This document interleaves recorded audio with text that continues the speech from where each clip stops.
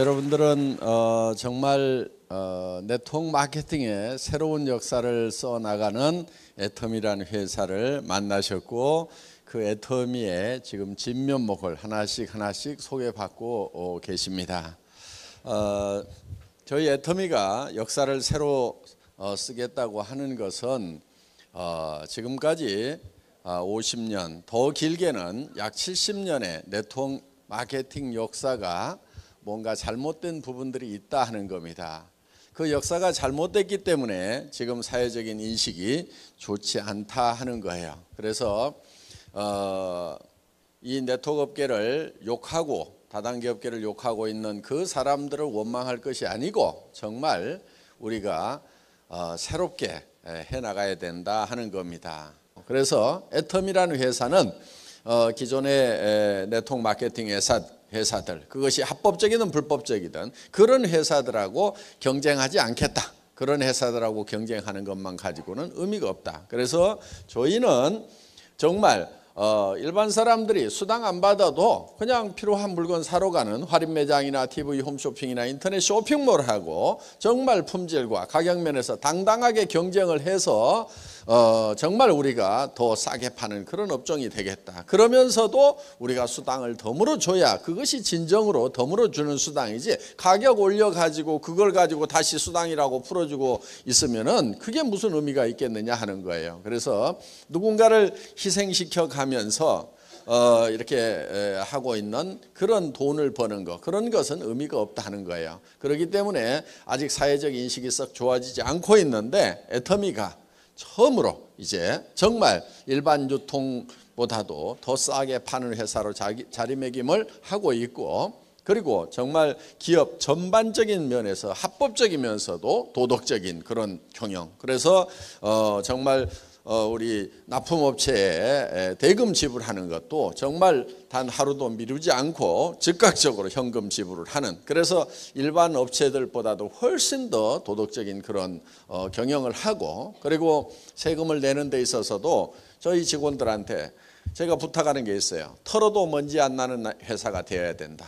털어서 먼지 안 나는 놈 없다고 그러는데, 세상에 다 먼지가 나도 애터미만은 털어도 먼지가 안 나는 그런 회사를 반드시 만들어야 된다고 제가 주문을 하고 있습니다. 그래서 이제는 정말 존경받는 그런 업종으로 자리매김을 해야 되겠고, 그 선봉에 애터미가 앞장을 서겠다는 거예요. 그러면은 정말 그렇게 해서 잘 되는 모습을 반드시 보여준다고 하면은 다른 업체들도 저희의 뒤를 따르리라고 생각을 하고, 그리고 이 네트워크 마케팅의 역사는 새롭게 쓰여지리라고 생각을 합니다.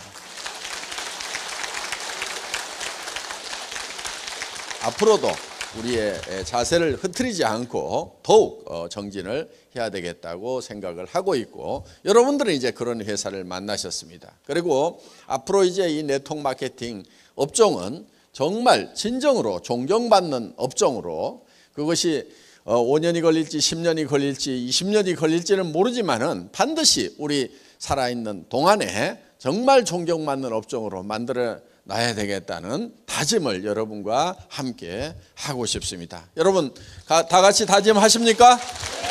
네. 감사합니다.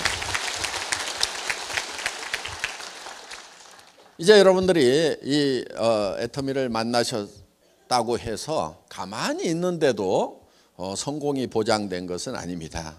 저희 애터미가 정말 이 서민의 삶에서 상류층으로 올라갈 수 있는 신분의 수직 상승이 가능한, 어떻게 보면 이 시대의 유일한 사다리라고 얘기들을 합니다. 실제로 우리 앞에는 그거를 증명할 만한 일들이 지금 여기 벌어지고 있고, 이 우리 성공하신 리더분들이 거기에 대한 확실한 답입니다. 그래서 앞으로 더 많은 성공자들, 정말 서민에서 가난한 뱅이에서 정말 가장 역할도 제대로 못해서 가정이 뿌리채 흔들렸던 그런 상태에서 이제는 사회적으로 봤을 때 상류층으로 올라가고, 또 이제 주변으로부터 존경받는 그런 이제 사회적 지도자로서의 역할을 할 수 있는, 정말 신분이 수직 상승하는 그런 이제 유일한 사다리를 애터미가 제공을 하는 겁니다. 그러면은 애터미가 그 사다리를 제공을 하지만은 결국 그 사다리를 올라가야 되는 것은 여러분 개인, 여러분 각자가 올라가셔야 된다 하는 거예요. 세상에는 누구도 저 위에까지 그냥 올려주는 경우는 없습니다. 그래서 여러분들이 어떤 마음가짐으로 이 사다리를 올라갈 것인가 하는 거예요. 이 사다리는 매우 쉽게 되어 있습니다. 정말 누구나 다 올라갈 수 있도록 이렇게 만들어 놨어요. 그 사다리라는 것은 한 계단만 올라가면은 그 다음 계단도 올라갈 수 있고 그 다음 계단도 올라갈 수 있고 그 다음 계단도 올라갈 수가 있어요. 한 번에 로얄 마스터까지 올라갈 수 있는 사람은 아무도 없습니다. 또 자기 힘으로만 로얄 마스터까지 올라갈 수 있는 사람도 아무도 없어요. 그렇지만은 여러분들이 판매사까지만 간다고 하면은 여러분 밑에 있는 사람 중에서도 나도 판매사를 할 수 있겠다 하는 사람은 나오게 되어 있다 하는 거예요. 그렇기 때문에 다른 사람과 힘을 합해서 그걸 만들어 나가는 거다 하는 겁니다. 그리고 그것이 만들어지는 성장의 원동력은 뭐냐면은 바로 우리 제품입니다. 우리 제품은 생필품이에요. 생필품이라는 것은 싸고 좋으면 반드시 팔리게 되어 있어요. 단 하루만 없어도 삶의 질이 뚝 떨어집니다. 돈이 없어도 써야 되는 것이고 경기가 나빠도 써야 되는 거고 심지어는 빚쟁이에게 쫓겨 도망 다닐 때도 써야 되는 거예요. 빚쟁이에게 쫓겨 도망 다니더라도 이는 닦고 다닐 거 아니에요. 온 나라가 파산이 되더라도 머리들은 감습니다. 머리는 어떻게든 돈을 구해서라도 머리는 감고 다녀요. 그리고 도리어 경기가 나빠지면 화장품은 더 팔립니다. 왜 그러겠어요?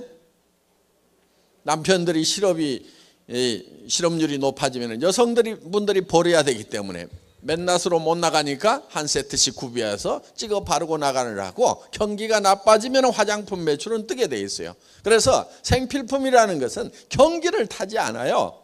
그리고 이것은 우리가 팔아내서 푸시아웃을 하는 것이 아니고 소비자가 풀이하는 거예요. 땡겨서 사는 거예요. 떨어지면은 그 다음날 까지는 무조건 사야 되는 거란 말이에요. 그렇기 때문에 가격이 싸고 품질만 좋다고 하면은 그 경쟁력만 확보를 하면은 이거는 무조건 팔려나가게 돼 있는 거예요.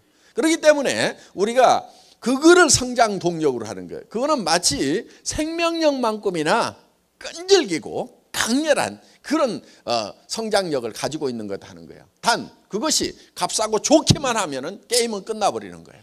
그래서 여러분들이 이 회사가 정말 세계적인 회사가 될 거다, 잘 될 거다, 안 될 거다 하는 것을 뭘 가지고 판단하냐면은 정말 세계적인 상품하고 비교했을 때 정말 싸고 좋기만 하냐, 그것만 딱 비교해 보면은 거기서 답 다 얻을 수 있어요. 세계 최대 회사가 될 수가 있어요.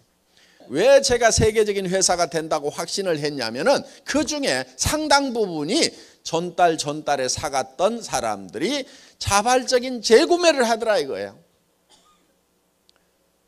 네트워크 마케팅 회사에서 유지 조건이 없는데 자발적인 재구매가 일어난다고 그러면요, 이거는 핵폭탄과 같은 거예요. 핵폭탄. 엄청난 폭발력을 가지고 있는 거예요. 그래서 저는 그때 게임 끝났다.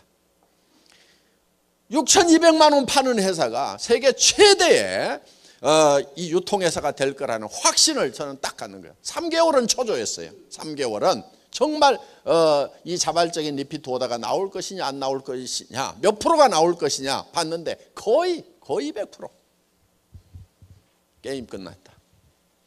이렇게 생각을 한 거예요. 지금 커져나가고 있는 겁니다. 그 연장선상에서 커져나가고 있는 거예요.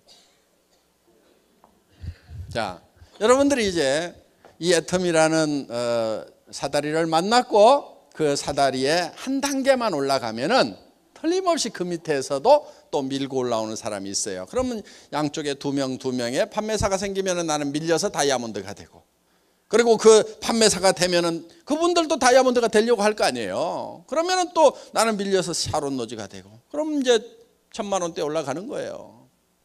쉬워요. 너무 어렵게 생각하니까 못하는 거예요.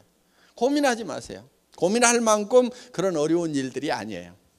고민해가지고 고민할 만큼 어려운 일이라고 하면은 이 중에서 3분의 1은 못 올라올 분들이에요. 그러니까 고민 하나도 안 하는 푼수들이 여기 이제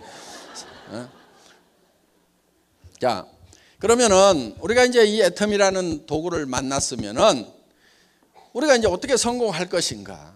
그럼 많은 사람들이 성공을 못 하는데 왜 성공을 못 하는가 하는 거예요.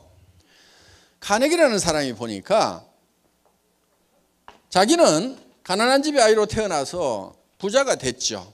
그리고 카네기 재단도 만들고 늙어서 이제 생각을 해보는 거예요. 내가 가난한 집의 아이로 태어났는데 다시 가난한 집의 아이로 태어난다고 하면 다시 성공을 할 수가 있을까? 생각해 보니까 자기는 100% 성공할 수가 있겠더라 이게. 10번을 가난한 집의 아이로 태어나더라도 10번 다 100% 자기는 성공할 수가 있겠더라 이게. 그런데 많은 사람들은 성공을 못하고 있다. 왜 성공을 못할까? 그 이유는 성공의 법칙을 몰라서 그런다. 그래서 이 성공의 법칙이라는 걸 이제 알려줘야 되겠다고 생각을 합니다. 자, 많은 사람들이 0세에서부터 시작을 해서 30세까지 공부를 합니다. 준비를 하죠. 30세에서 60세까지는 대개 일을 합니다. 일을 건성건성합니까? 열심히들 합니까? 다들 잘 살아보겠다고 열심히들 해요. 그리고 이제 한 90세까지 삽니다. 이게 노후예요. 그런데 30년이나 준비를 하고 30년이나 일을 했는데 결과를 보니까 1%만 성공자가 됐더라. 즉 부자가 됐더라 하는 거예요. 4%의 사람은 겨우 경제 문제를 해결을 했더라. 그러니까 다른 사람한테 손 벌리고 살지는 않을 정도는 됐다. 부자는 아니지만은. 그리고 15%의 사람은 타계를 했더라. 세상을 떠났어요. 잘못 살았죠. 10%의 사람은 일도 없고 일은 있는데 돈이 없어가지고 하루벌이 일을 하고 있더라.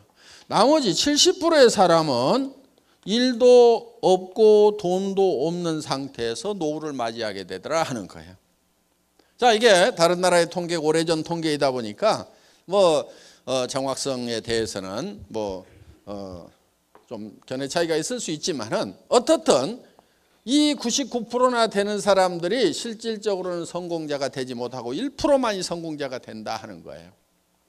우리가 주변에서 봐도 그런 느낌은 대략적으로 드실 겁니다. 그러면은 이 1%의 사람들은 어떻게 해서 성공을 했고 왜 이렇게 많은 사람들이 실패자가 되는가 하는 거예요. 그래서 카네기라는 사람이 보니까 이거는 성공의 법칙을 몰라서 그렇다. 성공의 법칙만 안다고 하면은 100명이면 100명이 다 성공자가 될 수가 있는데 정말 이 성공의 법칙이라는 걸 몰라서 그렇다. 이 성공의 법칙이라는 걸 알려줘야 되겠다. 그래서 이 성공의 법칙이라는 것을 정리를 하게 되는데 그런데 이 성공의 법칙이라는 것은 누가 아무렇게나 만든다고 해서 법칙이 되는 것이 아니다 하는 거예요. 그래서 이거를 스티븐 코비는 정북향의 원리다 이렇게 표현을 했습니다. 그러니까 북쪽이라는 것은 정해져 있다. 그러니까 성공의 법칙이라는 것도 정해져 있다 이거예요. 자, 손가락 한번 들어보세요. 손가락.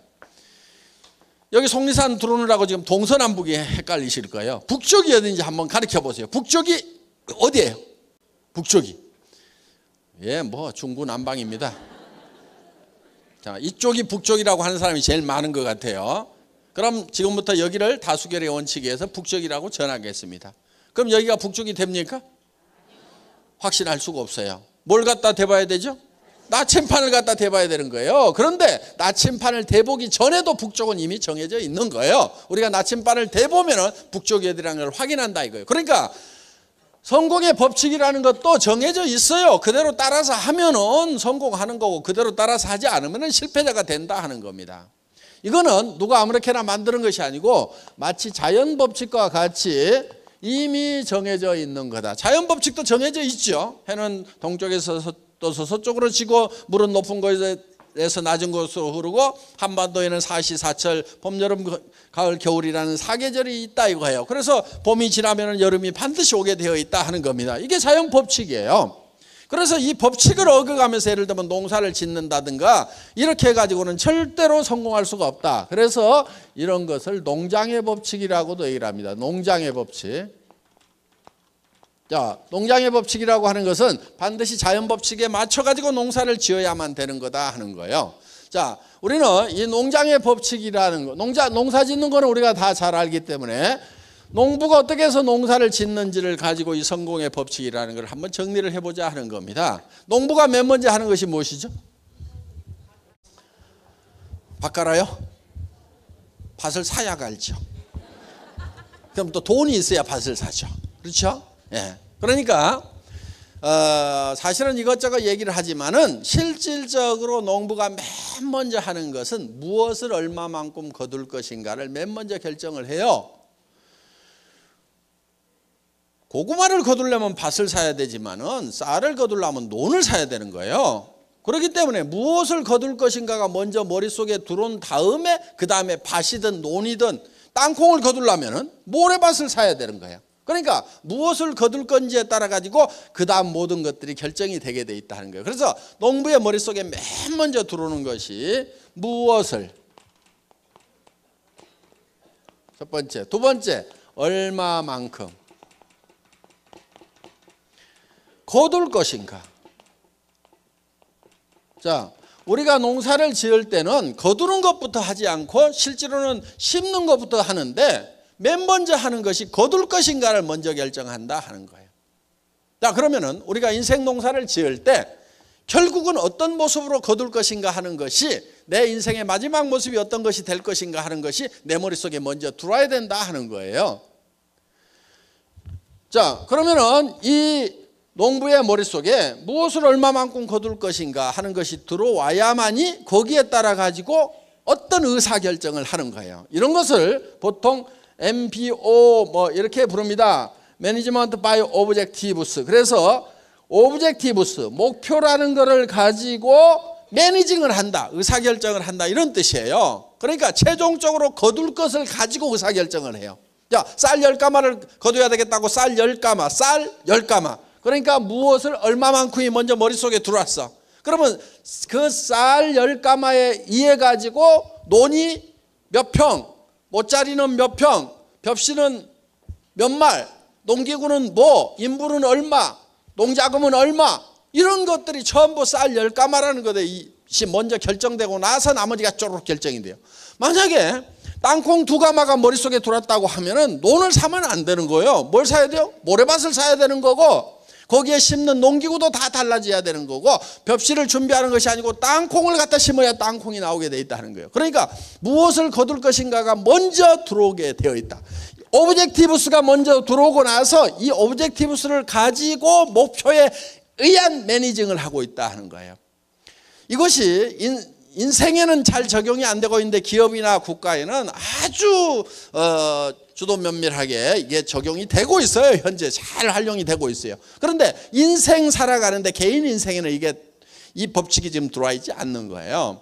그래서 우리가 무엇을 얼마만큼 거둘 것인가를, 예를 들면 쌀 10가마를 내가 농부가 봄에 머릿속에 집어넣으면은 그 쌀 10가마를 가지고 논 사이즈라든가 농기구라든가 언제 심을 건지, 그 다음에 어떻게 가꿀 것인지가 다 결정이 된 다음에 가을이 되면은 농부의 머릿속에 있던 쌀 10가마가 어디로 들어와요? 창고로, 곡간으로 들어오는 거예요. 그러니까 모든 농부의 곡간에 들어가는 곡식은 반드시 먼저 농부의 머릿속에 있던 것이 들어가게 돼 있다 이거예요.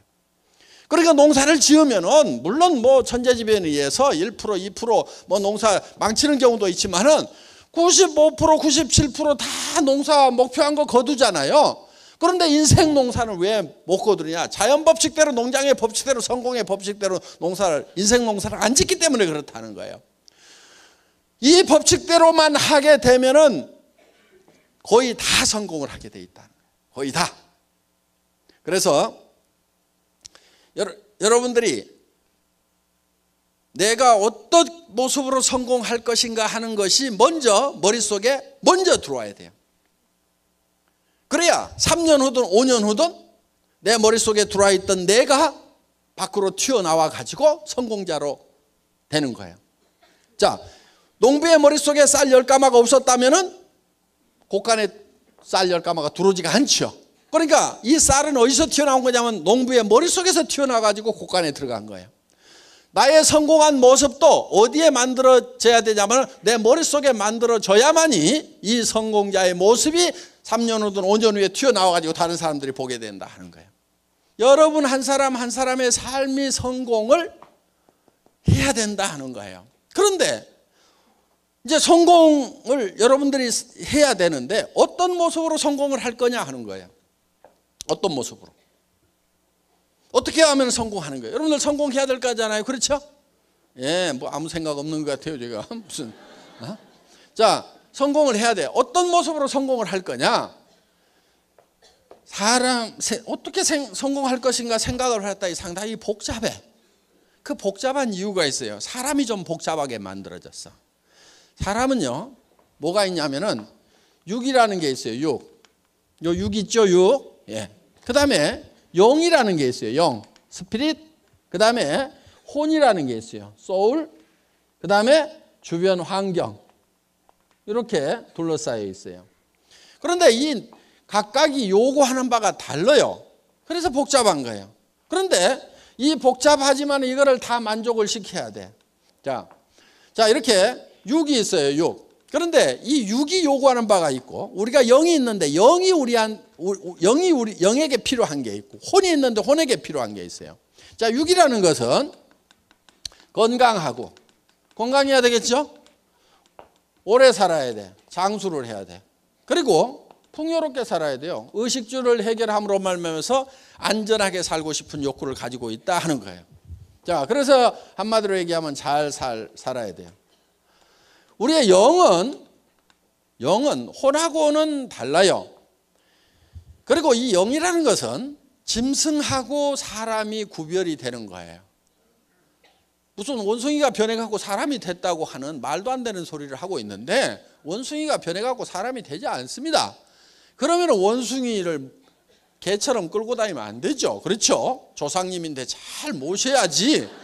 그런 싸가지 없는 그 후손들이 어디가 있어요. 조상이라고 그러면서 개처럼 끌고 다녀. 원숭이는 절대 우리의 조상이 아니에요. 왜냐하면 그는 처음부터 창조될 때부터 원숭이로 창조가 된 거예요. 자, 그래서 이 동물하고 사람을 구별하는 기준이 뭐냐면 동물은 영이 없어요. 혼은 있어요. 혼. 이 영이라는 것은 우리가 잘 구별이 안 되는데 양심 같은 거예요. 양심. 그리고 이 영은 시간에 관한 개념이에요. 시간에 관한 개념. 이 영은 시간을 인지를 할 수가 있어요. 동물은 시간을 인지를 하지를 못해요. 사람은 이제 내가 죽으면은 얼마 후에 인생이 끝나는구나. 그러면서 과거도 돌이켜보고 그럼 앞으로 미래는 어떻게 될까 이런저런 생각을 하죠. 시간을 초월해서 과거로 미래로 왔다 갔다 하는 이런 영적인 능력을 가지고 있어요. 그런데 개가 나이 먹어서 늙으니까 내 견생이 끝나가는구나. 내가 죽으면 어떻게 될까? 요거 고민하고 있는 개 보셨어요? 없어요. 왜? 개는 영이라는 것이 없기 때문에 이 시간에 관한 개념 자체가 없어요.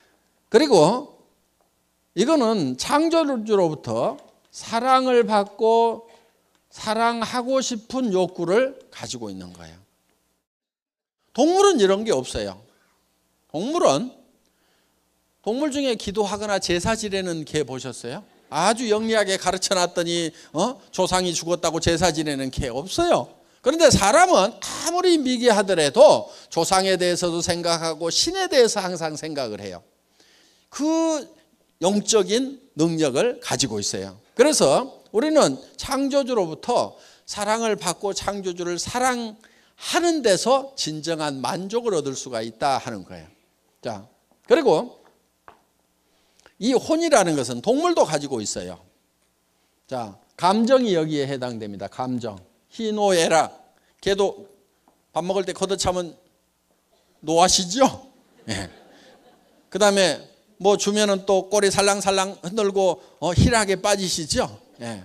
희노애락 감정이 있어요. 그리고 걔도 그걸 가르칠 수 있어요. 야, A짬으로 와, B짬으로 와. 이런 거 하면 되잖아요. 그렇죠? 그래서 그리고 기억력도 있어요. 그래서 주인도 알아보고 자기 집도 다 찾아오는 게 이 혼의 활동이 있기 때문에 그러는 거예요. 그래서 이거는 이 평온한 감정을 가지고 살아가고 싶은 그런 욕구를 가지고 있고, 그 다음에 우리는 배우고 싶은 욕구를 가지고 있어요. 그 다음에 우리 주변 환경에 대해서 공헌하고 싶은 욕구를 우리는 가지고 있어요. 왜 우리는 주변 환경에 대해서 공헌하고 싶은 욕구를 가지고 있냐면은 이 자연 환경과 사회적 환경에 대해서 우리는 반드시 이로움을 끼치고 어떤 좋은 영향을 미치고 싶은 그런 욕구를 가지고 있다 하는 거예요. 그런데 남을 위해서나 또 이런 어떤 환경을 위해서 아무런 이로운 일을 하지 않고 죽게 되면은 죽을 때 나는 참 쓸모없는 사람이었구나. 나는 나만 위해서 살았지 뭔가 이로운 것을 해본 적이 없구나. 이것이 하나의 회한이 될 수가 있다 하는 거예요. 그러니까 그런 것도 해야 되는 거예요. 자, 이런 네 가지가 우리의 이제 그 요소인데, 자, 우리는 이 육이라는 것은 실제로 우리의 본질이라기보다는 우리의 영과 혼이 우리의 본질이에요. 더 깊이 얘기하면 영이 우리의 본질인 거예요. 그래서 이 사람은, 이 영은 시간의 개념이 있어요. 그래서 영원을 사모하는 마음을 주셨도다 그랬거든요. forever, 영원.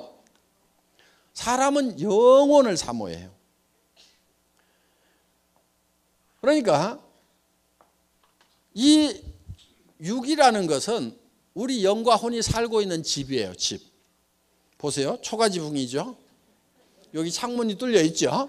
지금 창밖으로 내다보고 계시는 거예요. 여기 봉창 하나 뚫어가지고 길가에 지나가는 소리 들리라고 이제 구멍 하나 뚫어놨죠. 여기 환기창 있죠. 그래서 맑은 공기 들어가고 나쁜 공기 밖으로 다 나오죠. 안에 덕트도 있어요.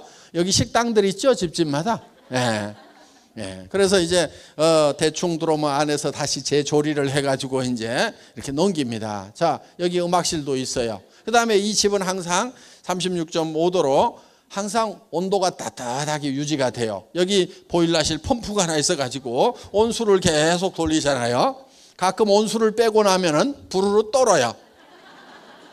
왜냐하면은 온도 떨어졌다고 온도 올리라고 온도 자동 컨트롤러가 작동해서 운동을 해서 온도를 올리는 거예요. 집집마다 화장실도 있죠. 이 손이 집을 관리하는 관리인이에요. 이 집 관리인이 여러 가지 일들을 합니다. 이게 이제 사는 집인데 우리의 본질은 이 안에 살고 있는 영과 혼이에요. 자, 우리가 이렇게 육이 있고 영이 있고 혼이 있고 이 환경으로 둘러싸여 있어요. 이게 사람이에요. 그런데 이 네 가지를 골고루 다 만족시키는 그런 삶의 목표, 그렇게 만족하는 삶의 목표, 그렇게 만족하면서 살아가는 내 모습이 내 머릿속에 먼저 그려져야 3년이나 5년 후에 밖으로 튀어나온다는 거예요. 우리 사원 두 번째가 생각을 경영한다 하는 게 있죠. 생각을 경영한다. 그 얘기는 우리 머릿속에다가 우리의 성공한 모습을 그려 넣으라 하는 거예요. 비전을 메이킹하라 하는 겁니다. 그래서 이거를 그려 넣으면은 마치 농부의 머릿속에 쌀 10가마가 그려지느냐 땅콩 2가마가 그려지느냐에 따라 가지고 농사를 어떻게 짓는 것이 결정이 되고 가을이 됐을 때 쌀이 들어올 거냐 땅콩이 들어올 거냐가 결정이 되듯이 내 머릿속에 내가 성공한 모습을 어떻게 그릴 거냐 하는 것이 대단히 중요하다 하는 겁니다. 그래서 생각을 경영한다고 하는 것은 바로 내 머릿속에다가 내 삶을 그려내라 하는 거예요.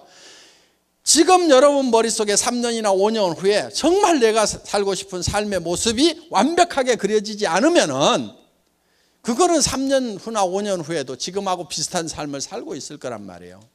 지금 여러분들이 마음에 들지 않는 삶을 사는 이유는요, 딱 한 가지예요. 3년이나 5년 전에 나는 어떤 삶을 살고 싶다 하는 것이 머릿속에 확실하게 그려지지 않았기 때문에 그래서 지금 삶이 마음에 안 드는 거예요. 그래서 우리 머릿속에다가 내가 살고 싶은 삶의 모습을 그려 넣어야 되는 거예요. 그래서 우리는 건강하게 살아야 되겠죠? 그럼 운동을 어떻게 해야 되겠다 이런 거 계획을 다 세워가지고 해야 되는 거예요. 그 다음에 오래 살아야 되겠죠. 풍요롭게 살아야 되겠죠. 그러면 통장에 돈이 얼마가 있어야 되겠다. 집은 어떤 집에 살아야 되겠다. 차는 어떤 차를 타고 다녀야 되겠다. 내가 기분은 어떻게 하고 살아야 되겠다. 이런 것들이 착착착착 나와 있어야 된단 말이에요. 그 다음에 정말 내가 양심을 어기지 않고 정말 영원히 사는 문제에 대해서 정말 진지하게 생각하고, 자, 우리는 이제 공헌하는 삶도 살아야 되겠다 하는 거예요. 그런데 이게 각각 떨어져 있지가 않고요. 사실은 이게 하나로 엉겨 있어요. 그래서 우리는 이 육이라는 게 있는데, 육은 잘 살며, 여기 혼이 있죠. 혼은 배우고, 그리고 영은 사랑하고, 그리고 우리는 환경에 대해서는 빨리빨리 외우세요. 공헌하는 삶. 이 네 가지가 골고루 균형 잡힌 삶이 돼야 돼요. 균형 잡힌 삶.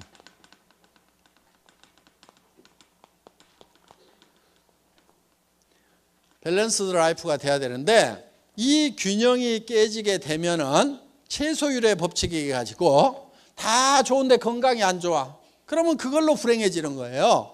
건강하기도 하고 뭐 하는데 돈이 없어. 그럼 그것도 불행한 거예요.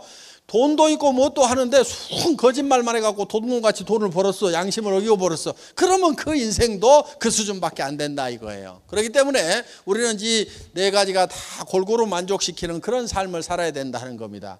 그런데 이 네 가지가 떨어져 있는 것이 아니고 한데 어우러져 있어요. 그래서 우리가 이걸 각각 띄워놓고 보면 아무것도 아닌 게 돼버려요. 예를 들면 아이고 잘 살면 뭐해 이런 사람들 있잖아요. 근데 우리가 잘 살아야 되는 이유는요, 사랑하는 사람이 있기 때문에 우리가 잘 살아야 되는 거예요. 내가 못 살게 되다 보니까 내 자식도 못 살고 내 마누라도 못 살고 내 남편도 못 살고 내 부모도 자식 걱정하다가 돌아가시게 되고 가난이 대물림 되고 이런 문제가 발생을 한단 말이에요. 그래서 자녀들이 고민 하고 살아가다가 이 세상이라는 벽을 넘기지 못해갖고 자살하는 청소년들이 늘어나고, 자살까지는 안 하더라도 좌절해서 실망하고 힘이 빠져가고 살아가는 이 젊은이들에게 정말 우리가 뭔가를 이 젊은이들에게 힘을 주기 위해서는 우리가 잘 살아야 된단 말이에요. 그렇게 하려면 또 배워야 되겠죠.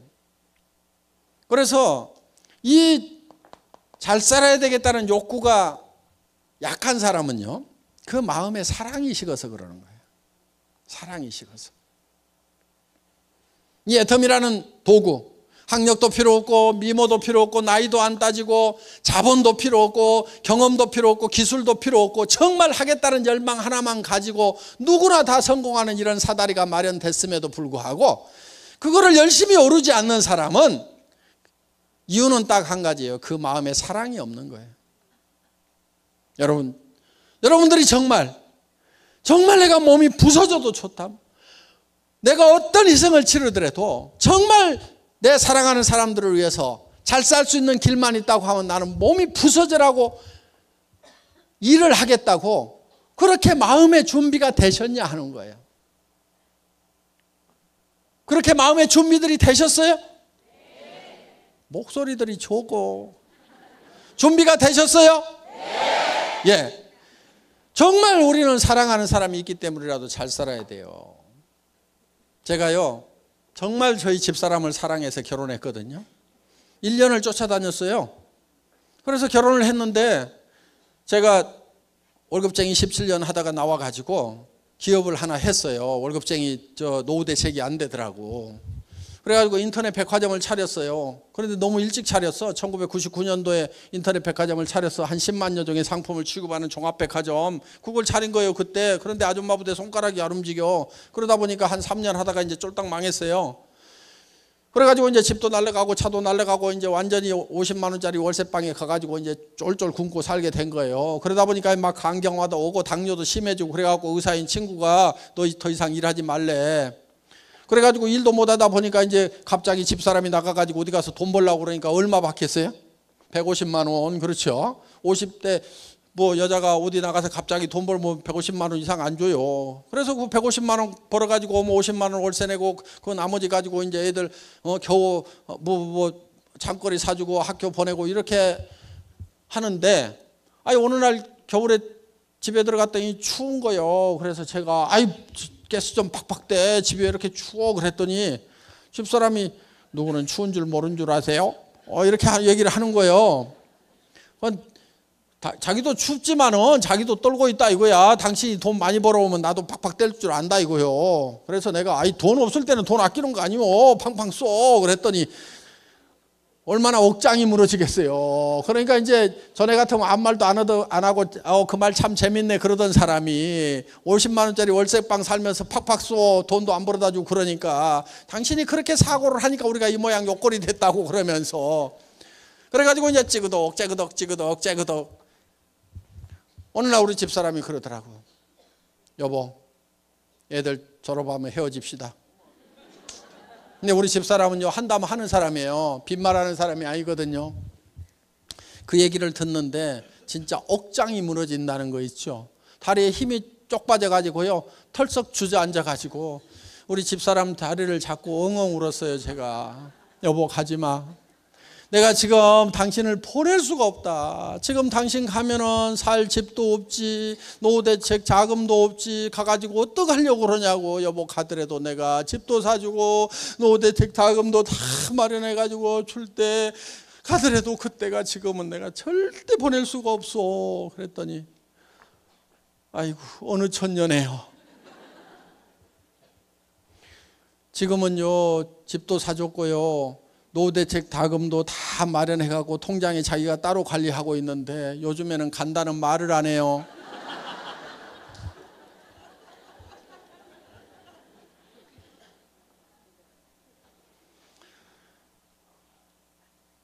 지금은 집에 들어가면요 저희는 거의 붙어 있어요. 다리 주물러주고 발 주물러주고 어깨 주물러주고 여보 내가 주물러줄게. 아니야 내가 주물러줄게. 우리 아들들이 참 꼴을 못 보겠대요. 해도 너무한대요. 지금은 잘 살아요. 그래서 정말 우리가 사랑을 하기 위해서라도 반드시 잘 살아야 된다. 그러니까 진정한 열정이 어디서 나오냐면은 이 세 가지가 합해지는 데서 이게 진정한 열정이 나온단 말이에요. 열정이 없는 사람은 사랑이 식은 거예요. 정말 꺼져가는 사랑의 모닥불을 헤집어 가지고라도요 다시 그 불을 지펴야 돼요. 그러면 열정이 나와요. 내가 이 사랑하는 자녀들을 위해 가지고 반드시 내가 잘 살겠다. 우리 남편 평생 아침 일찍 나가지고 저녁 때 파김치가 되도록 가족을 위해서 희생했는데 여보 오늘부터는 아니면은 2년 후부터는 푹 쉬어. 누가 그러더라고. 자기가 제일 듣기 싫은 노래가 있대. 아빠 힘내세요. 우리가 있잖아요. 그 노래 듣기 지금 힘내가지고 죽글똥 살똥하고 있는데 뭘 힘을 더 내라고 그러냐고. 그런 노래 부르지 말고 노래를 바꿔요. 아빠 푹 쉬세요. 제가 다 할게요. 이렇게 좀 해주면 아빠들이 얼마나 좋아하냐고. 그 대신에 3년만 기다려요. 이렇게 오늘부터 빨래하고 청소하고 난 밖으로 나가서 뛰어야 되니까 여보 알았지? 이렇게 해가지고 와이사스 당신이 데려야 돼요 하면서 다 맡기는 거야. 또 와이사스 안 데려 입으면은 그 에쿠스 안 사줄 건데 와이사스만 다려도 에쿠스 나올 건데 어떡할까요? 내가 저 와이사스 다릴까요? 아니면 에쿠스 볼로 갈까요? 이렇게 하면 와이사스 금방 다려요. 자, 그래서 우리 머릿속에 정말 나의 삶이라는 한 편의 영화가 만들어져야 돼요. 그 영화가 만들어져서 정말 내가 어떤 삶을 살고 있는지.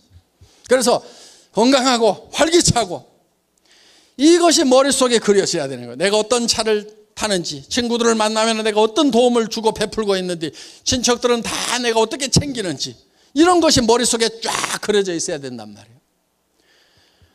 정말 여러분들이 어떤 집에 사느냐, 어떤 차를 타고 다느냐, 해외여행은 어떻게 할 건지, 부모님을 어떻게 모실 건지, 이런 것이 머릿속에 쫙 들어와 있으면 이거를 정리를 쭉쭉쭉 해가지고 한 편의 영화를 만드는 거예요. 영화를.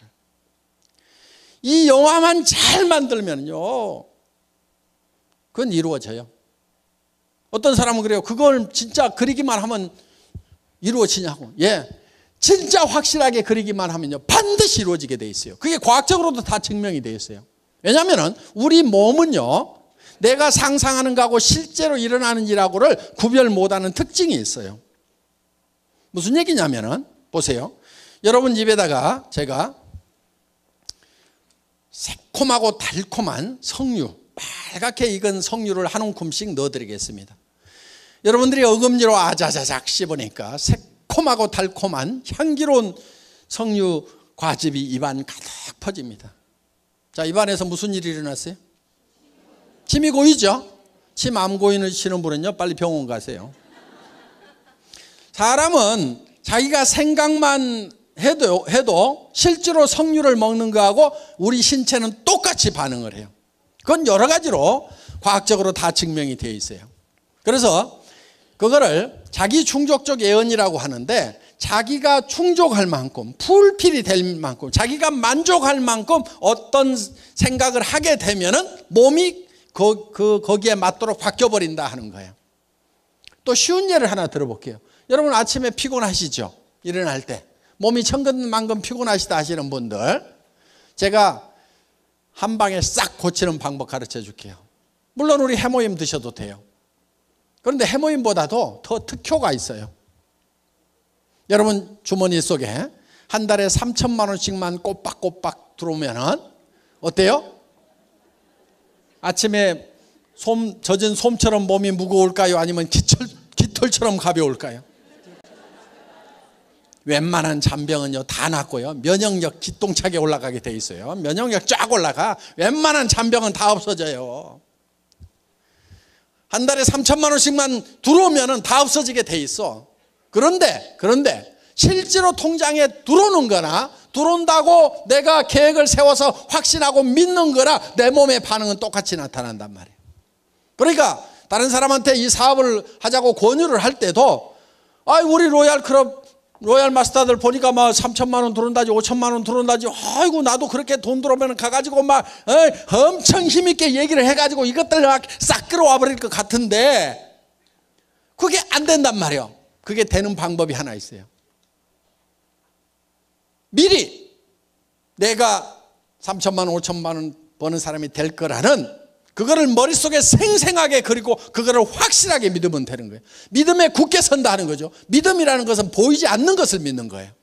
현재 내가 에쿠스를 타는 모습, 방 5개짜리 집에 사는 모습, 100평짜리 집에 사는 모습, 친구들에게 어려운 친구들 도와주는 모습, 형제간들 도와주는 모습, 자녀들 교육 마음대로 시키는 모습, 이런 모습들이 아직 이루어지지 않았지만은 내 머릿속에 있지만은 내 발이 어디에 있어야 되냐면은 아직 보이지 않는 거기에 서 있어야 된단 말이에요.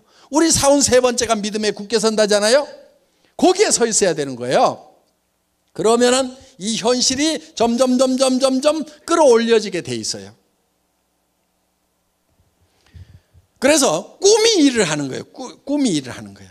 꿈으로 하여금 일을 하도록 시킨다 이거예요. 근데 꿈이 없으니까 일이 안 되는 일이 없는 거예요. 그래서 여러분들이 꿈을 만들어내야 되는 거예요. 비전을 만들어야 되는 거예요. 그거는 망상하고 다른 거예요. 그렇게 확실하게 된다는 것을 믿으면 신념이 되는 거예요. 신념이라는 것은 생각을 믿는다는 거잖아요. 생각을. 그래서 신념 있는 사람이다 하는 것은 그렇게 될 거다 하는 것을 믿는 것이 신념 있는 사람이에요. 신념은요 기적을 이루는 거예요. 저는 이 회사가 세계적인 네트워크 마케팅 회사가 되고 국내 1위 하는 네트워크 마케팅 회사가 될 거라는 것을 확실하게 믿었어요. 확실하게 믿었기 때문에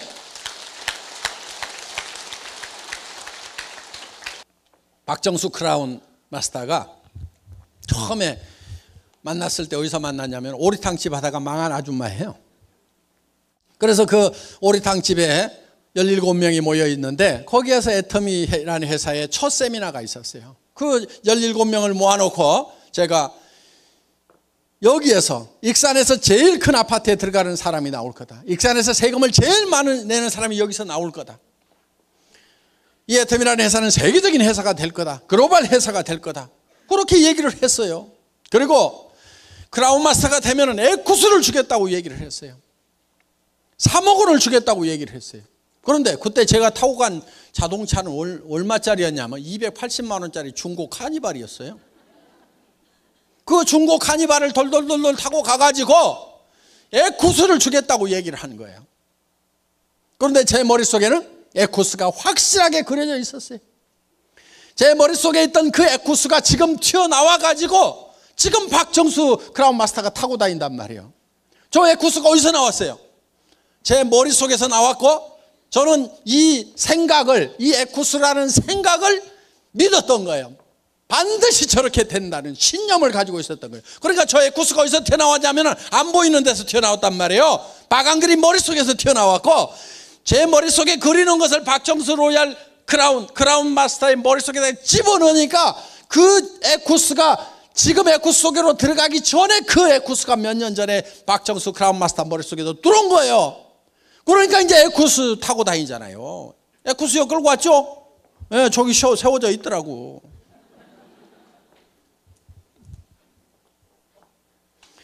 신념은 기적을 이루는 거예요. 여러분 여기 오신 분들 어떻게 보면 되게 가난한 분들이 많으리라고 생각을 합니다. 또 왕년에 잘 살았지만 한바탕 엎어먹은 분들도 있을 거고 뭐 노후 대책은 뭐 그런 대로 돼 있지만은 베풀 돈이 없어가지고 또 앉아 계시는 분도 있을 거고 지금 꼴까닥 죽게 생긴 사람도 있을 거예요 지금. 그리고 마이너스 통장 때문에 엎어치기 하느라고 정신없는 분도 있을 거고 다음 달 어떻게 살아갈 건지 앞이 캄캄한 분도 있을 거고 그거를 벗어나는 유일한 길은 여러분들 머릿속에 정말 내가 한 달에 3천만 원씩 벌고 5천만 원씩 번다는 것을 확실하게 믿는 거예요. 그러면 여러분들의 표정이 바뀌고 말투가 바뀌고 눈빛이 바뀌고 행동이 바뀌게 돼 있어요. 그래서 머릿속에다가 생생하게 그리라 이거예요. 생생하게. 그리고 그걸 믿고 굳게 거기에 서 있으라 이거예요. 자, 그렇게 하려고 그러면 한 편의 영화를 만들어야 됩니다. 내 머릿속에 한 편의 영화가 돌아가야 돼요. 그렇게 하려고 그러면 이제 여러분들이 시나리오를 만들어야 되는데 영화를 만들기 위해서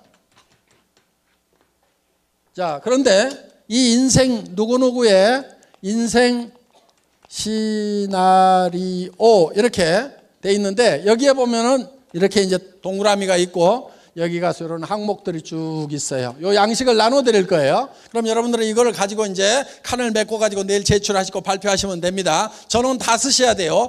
자, 그러면은 여기 네 가지가 여기 다 들어가야 된단 말이에요. 그러면은 6 건강, 그럼 건강 집어넣자 이거예요. 그 다음에 우리가 잘 풍요롭게 살려고 그러면 주택 문제가 있죠. 그 다음에 또 뭐가 있어요? 자동차. 예, 자동차. 또 여행도 다녀야 되겠죠. 그 다음에 뭐 건강 썼고요. 또 사랑하는 자녀들 교육도 있겠죠. 효도도 있겠죠. 또 뭐 있어요? 뭐 봉사도 있겠죠. 뭐 헌금. 현금도 좀 있으면 좋겠죠. 그래서 여기 있는 내용이 한 번은 반드시 여기 들어가야 돼요. 한 번은 공헌하는 것은 요 봉사, 헌금 이런 거에 들어갔죠. 그래서 이거를 자기가 점수를 매겨봐요. 10점 만점 해가지고 건강, 아이고 타고나서 그런 대로 좀 된다. 주택, 아이고 내가 살고 싶은 집에 비하면 2점밖에 안 된다. 자동차, 아이고 면허증도 없어. 빵. 자, 여행, 국내 여행 서너 번 갔어. 자녀 교육 지네가 알아서 잘했어. 효도는 마음만 했어. 뭘 잘 못했어. 봉사도 쬐끔하고 아이고 현금은 마이너스 이쪽으로 가네. 그래서 이렇게 하다 보면은 요 동그라미가 이렇게 나와요. 이거를 쭉 연결을 해보면은 요게 내 인생 수레바퀴예요. 요게 찌그러져 있고 적으면은 잘 안 굴러가는 거예요. 그럼 이것이 요게 10점 만점이 되면은 10점 만점을 연결하면 커다랗고 둥그런 수레바퀴가 되는데 커다랗고 둥그런 수레바퀴가 되려고 하면은 어떻게 돼야 되는지 10점 만점을 여기다가 쓰시라 하는 거예요. 그러면 주택 문제, 내가 지금 30평 전세 살고 있다. 그러면 현재 30평 전세인데 살고 싶은 집은 70평. 구매하는데 얼마 들어요? 70평. 예? 그냥 10억 잡어. 중간 좀 해가지고. 자, 10억. 서울에서는 10억 주고 사기 어렵죠. 하여간 10억. 그리고 언제까지인지 날짜를 적어야 돼. 날짜. 언제까지? 2022년. 이렇게. 딱 적으란 말이에요. 날짜를. 5년 후, 10년 후 이렇게 적지 말아요. 내년에도 5년 후, 내년에도 5년 후, 내년에도 평생 5년 후. 그러니까 못을 딱 박으란 말이에요. 여기다가. 그리고 중간 단계를 하나 더 적을 수도 있어요. 예를 들면 2022년까지는 내가 70평 10억짜리를 사는데 예를 들면 40평으로 가는 것은 내가 예를 들어서 5억만 있으면 된다. 그러면 2018년까지는 내가 5억짜리를 사겠다. 이런 식으로 계획을 딱 정확하게 세우란 말이에요. 자동차 무슨 차 타고 싶으세요? 아무 생각 없어요. 벤츠. 모르면은 가가지고 견적 딱 받아보세요. 그리고 사진 갖다가 집에다 붙여놓으세요. 자, 여행. 뭐 누구하고 함께 하겠다. 그래서 이거를 적을 때 세 가지 요령이 있어요. 첫째, 명료하게 적어라. 명료하게. 명료하게, 구체적으로. 명료하게 적으라는 건 구체적으로 적으라 이거예요. 차는 색깔까지도 다 적고 집은 방이 몇 개인지 무슨 동 주소까지도 다 쓰면 더 좋아요. 두 번째, 기한을 적으라 이거예요. 기한. 세 번째, 금액을 적으라 이거예요. 돈이 얼마가 들어가야 되는지를 알아야 사든지 말든지 할 거 아니에요. 자, 자녀 교육에 대해서는 어떻게 하겠다. 효도는 어떻게 하겠다. 효도하면서요 20만 원 30만 원 용돈 들면서 효도 다 했다고 생각하시는 분들, 그렇게 하지 말고 생활비를 들이세요. 200만 원에서 300만 원은 들여야 노인네들도 품위도 하고 치료비도 쓰고 친구들하고 좀 가시고 할 거 아니에요. 그래서 이 정도는 좀 드려야 되겠다는 생각을 하시란 말이에요. 헌금, 내가 기부 어떻게 하겠다. 여러분 현금도 좀 있으면 좋아요. 그렇죠? 남편 모르는 현금, 내 마음대로 쓸 수 있는 이런 게 좋잖아요. 그런데 이런 것도 한 5억 정도 딱 가지고 있으면 얼마나 좋냐고요. 그렇죠? 그래서 내가 친구가 어려우면 딱 좀 집어줄 수도 있고, 조카 결혼식에도 뭐 내 마음대로 좀 보낼 수도 있고, 또 형제간들 어려우면 뭐 할 수도 있고, 아 조카가 좋은 대학 갔다 그러면 또 아이고 기분 좋아서 또 돈 1,000만 원 줄 수도 있고, 좀 이렇게 내 마음대로 쓸 수 있는, 그러니까 각자 주머니를 좀 찰 필요 있어. 우리 부부도 그래요. 우리 부부도 각자 주머니를 차. 그래가지고 공동으로 쓰는 돈도 있지만은 서로 간섭 안 하기. 알았지? 그래가지고 뭐 얼마 썼다며 간섭 안 하기로 해놓고 알았어 그러면서 이렇게 해가지고 좀 쓰는 돈이 좀 이게 몇 천이든 몇 억이든 좀 있으면은 얼마나 신간이 편하냐 이거예요. 그렇죠? 아등바등 안 하고. 자, 그래서 현금. 그러면은 이게 머릿속에 확실하게 있어야 된다 하는 거예요. 그래서 정말 이렇게 견적을 내보면은요, 최소한 3천만 원에서 5천만 원 정도가 매월 있어야만 이게 이루어져요. 그런데 사람들은 뭐를 지금 바라고 있냐면은 300에서 700만 벌었으면 소원이 없겠다고 이러고들 있어요. 300에서 700 벌어서 부자 돼요? 그게 성공한 인생이에요? 성공을 못해요. 저도 월급쟁이 해봤지만 답 없어요. 300에서 700 버는 사람들이요, 사실은 제일 힘들게 돈 벌어요. 그리고 돈은요, 많이 벌수록 힘들다고 생각을 하는 바보들이 세상에 많아요. 아니요, 거의 모든 사람들이 다 그렇게 생각을 해요. 그런데 돈이라는 것은 많이 번다고 더 힘든 게 아니에요. 도리어 반대일 수도 있어요. 돈은요, 적게 버는 사람들이 훨씬 더 힘들게 벌어요. 100만 원, 200만 원 버는 사람하고 1000만 원, 2000만 원 버는 사람하고 한 달에 1억, 2억 버는 사람하고 누가 제일 힘들게 일하고 있을 것 같아요? 100만 원, 200만 원 버는 사람이 제일 힘들게 일해요. 300에서 700 버는 사람들이요, 박 터지게 일하고 있어요. 지금 보면. 그것도 머리 좋은 놈들이 모이는 자리가 300에서 700짜리거든요. 여러분 그런 돈 벌려고 하지 마세요. 무지무지하게 힘들어요. 그 돈은. 3천에서 7천 벌겠다고 생각하는 놈은 별로 없으니까요. 그런 일들이 별로 경쟁이 없어요. 그리고 수입에 맞춰가지고 지출을 하라고 그러죠. 그래서 수입이 지출보다는 크거나 같아야 된다. 그래야 파산이 안 한다고 그러잖아요. 수입에 맞춰갖고 지출하는 사람은 다 가난뱅이에요. 보면. 저축해가지고 부자 된다는 사람 그렇지 않아요. 그 거꾸로예요. 수입에 맞춰갖고 지출을 하지 말고요, 지출을 먼저 정하세요. 이렇게. 그래서 이렇게 견적을 내보니까 나는 3천이 필요하다, 5천이 필요하다. 그러면은 거기에 맞는 일거리를 찾으면 되는 거예요. 여기서는 찾을 필요가 없어요. 애터미가 그런 일거리니까 바로 나오는 거예요. 다른 성공 그 학을 강의하는 데 가면은 먼저 이 지출을 정해놓고 그 다음에 일거리를 찾으라고 얘기를 해요. 여기는 그런 일거리 애터미 자체가 제공을 하기 때문에 여러분들 고생 안 하셔도 되는 겁니다.